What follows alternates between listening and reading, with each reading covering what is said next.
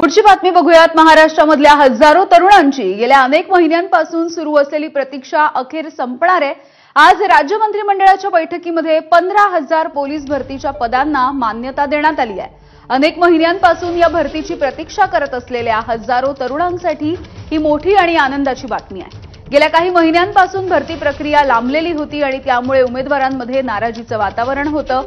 मात्र आता मंत्रिमंडळाच्या मंजुरीच्या नंतर ही भरतीची प्रक्रिया आता वेगानं सुरू होईल।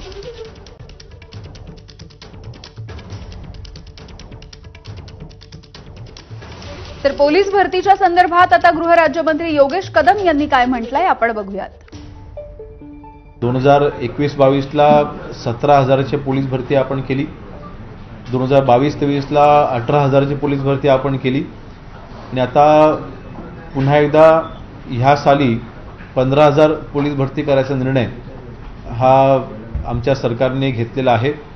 5 वर्षांमध्ये ही रेकॉर्ड ब्रेक भरती पोलीस विभागामध्ये आपल्याला पाहायला मिळते आणि मला वाटतं आता ह्या भरतीनंतर जेवढ्या रिक्त जागा आहेत त्या सगळ्या रिक्त जागा ह्या भरून निघणार आहेत आणि म्हणून अतिशय ऐतिहासिक निर्णय मला वाटतं आजपर्यंत जेवढी सरकार येऊन गेली त्यामधील सर्वात जास्त पोलीस भरती ही आमच्या महायुती